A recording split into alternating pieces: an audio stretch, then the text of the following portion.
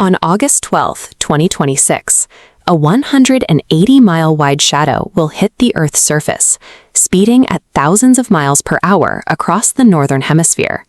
For the first time since 1999, that shadow is bringing a total solar eclipse to mainland Europe. For Spain specifically, the wait has been much longer.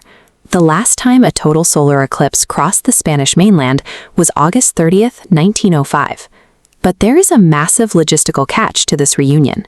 The maximum duration of total darkness for this event is incredibly short, peaking at just 2 minutes and 18 seconds. To catch those 2 minutes, you are going to have to choose between destinations with highly reliable geography and those with a high risk of logistical chaos. This map shows the exact geographic footprint of the event. That thin red line is the umbra, the path of totality, starting up in Siberia, sweeping across Greenland and Iceland, and dipping down into Spain. Outside of that is the penumbra. This massive yellow zone covers all of North America, the UK, and the rest of Europe, where viewers will only see a partial eclipse. The visual experience drops rapidly the further you get from that red path. A viewer just a few hundred miles away might only see half the sun covered. So you face a very clear choice.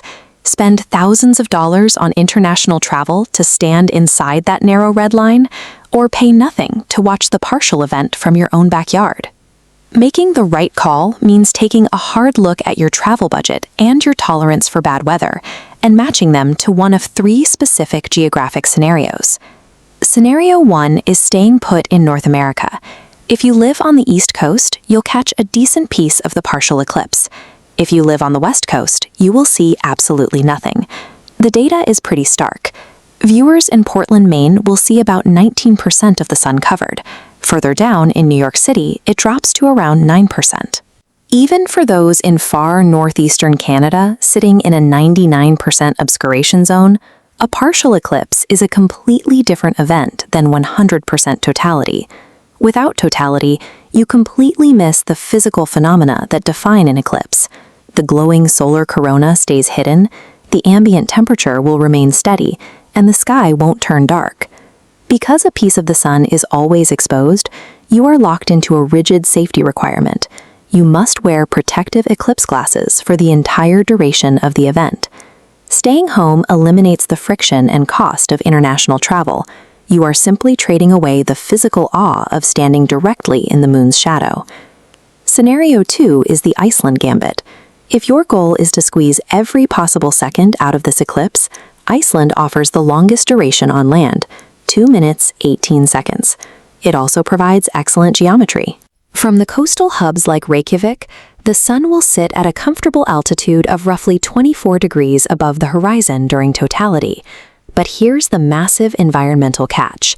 Statistical climate data shows Iceland in August carries the highest probability of thick cloud cover ruining your view entirely. If you try to escape those clouds by driving to rural wilderness spots, you will hit severe infrastructure bottlenecks. These narrow coastal roads are simply not built to handle thousands of rushing tourist vehicles. Chasing totality here requires extreme flexibility. You'll need to wake up, check live satellite data, and drive for hours to find a gap in the cloud deck.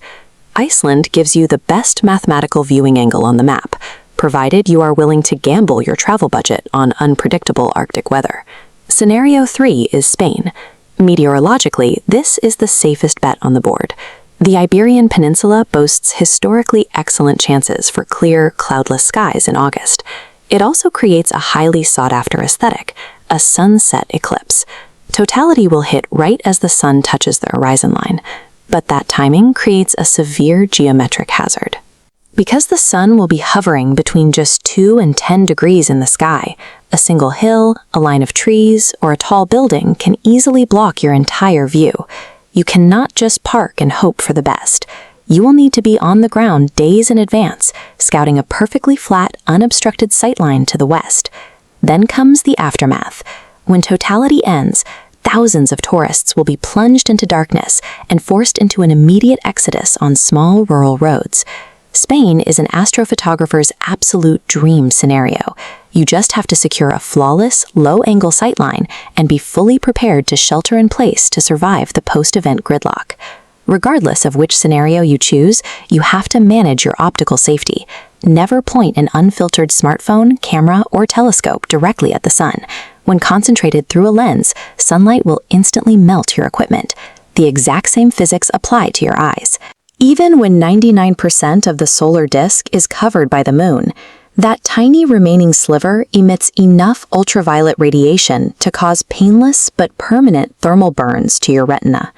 You must verify your protective glasses meet the strict ISO 12312-2 international safety certification. Do not rely on standard sunglasses or unverified online filters. If you cannot acquire certified glasses, you can build a safe indirect pinhole projector. An everyday kitchen colander will cast hundreds of safe crescent images onto the ground for you to watch. A 90-second celestial event is never worth permanent physical or financial damage. Proper equipment is mandatory, not optional. This flowchart is your final recommendation matrix. To protect your budget, stay in North America for the partial eclipse.